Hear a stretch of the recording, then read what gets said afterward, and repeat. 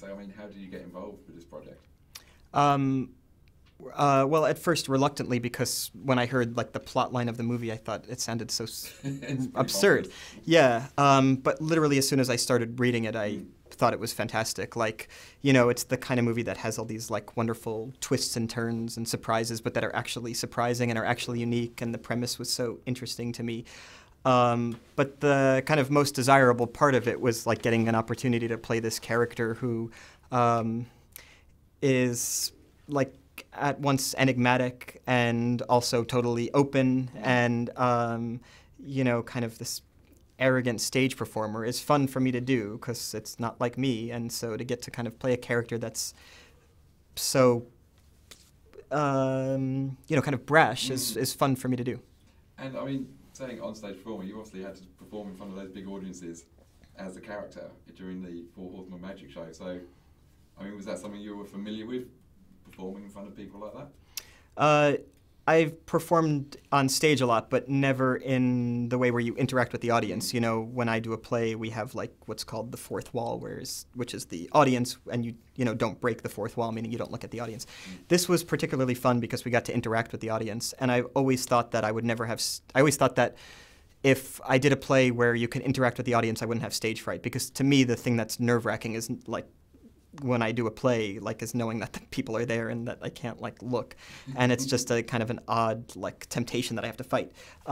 Whereas when we were performing in this movie, we were performing for an audience and interacting with them, and the audience who were extras in the movie, you know, hired to be the audience, they were allowed to interact with us, and the actors who played the magicians, Woody Harrelson, Isla Fisher, Dave Franco, and me. We like improvisations. We would interact with the audience in our own way. So it turned into something that was not only not nerve-wracking, but just a lot of fun. And I mean, for those audience members watching you guys perform the tricks and the magic stunts, I mean, did you think that? I mean, did you try and portray it so it was like they were watching it for the first time? Yeah. They're kind of pretending they're awestruck, I guess. Yeah, I mean, we did that for a few reasons. We tried to keep it fresh for ourselves so that we felt like we were performing it for the first time. And then, you know, I guess secondarily performing it for the audience so that they feel it's fresh. But the main thing was like to kind of keep it fresh for ourselves. We would improvise and kind of change it every time, and, you know, kind of like, you know, my character is so arrogant, so I would like make fun of the audience members and make fun of the other characters, and like I would try to think of new insults each time, just to keep it kind of like so it felt, you know, not stagnant. And obviously there's some great banter between yourself and Woody's character, who you work with on Zombieland, so firstly, was it great to work with him again? Yeah, we kind of developed a shorthand over the course of Zombieland because that movie had a lot of improvisation. First of all, it was like a comedy that took place in this weird world, so it allowed for like just weird, random discussions that didn't necessarily apply to the movie. And this, we kind of were able to use that shorthand in a different dynamic. Like in Zombieland, we're kind of like, I don't know, maybe like an older brother, younger brother relationship, but in this we're like rival peers. And so it was a different dynamic, but you still have like the same kind of rapport. And I mean, talking of Zombieland, I mean, there's been lots of rumours and talks about Zombieland 2. Is that something you are potentially going to be involved with? We wanted to, but they didn't do it. So, I mean, it wasn't up to me. If it was up to me, we would have done it, because I liked it, and I thought, you know, the cast all wanted to do it. We all liked each other. They're not doing that. They want to do it of this, which seems more likely. I think just because this movie was a lot more successful, just financially, which apparently is really important. As an actor, like, you never consider like the financial implications of things you do, because the things you like doing tend to be like little plays for 200 people. But it turns out it's like a big deal for a lot of people. Yeah.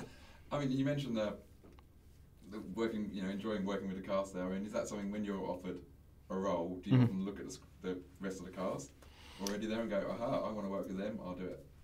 I've never done that before, but no, I've never done that before because I just am so like myopically focused on my own role. Actually, the only time I did it was in Zombieland, because when I read the script, I thought this could be really silly, but Woody Harrelson's in it, so it's going to be great because he's a great actor. That's the only time I did it, but only because I thought the movie could be really absurd, because it's about people shooting zombies. But Woody Harrelson was attached to it, and I thought, well, then the acting will be taken seriously. Yeah. You know, there's a lot of movies where they don't have to take the acting seriously because it's about other things, like shooting zombies or magicians, robbing banks. But if you have a good cast, it forces the movie company to give the actors their time to do things. It forces the movie company to listen to actors. So the fact that these actors are in this movie and the actors that were in Zombieland were in that, it forces the movie companies to listen to you.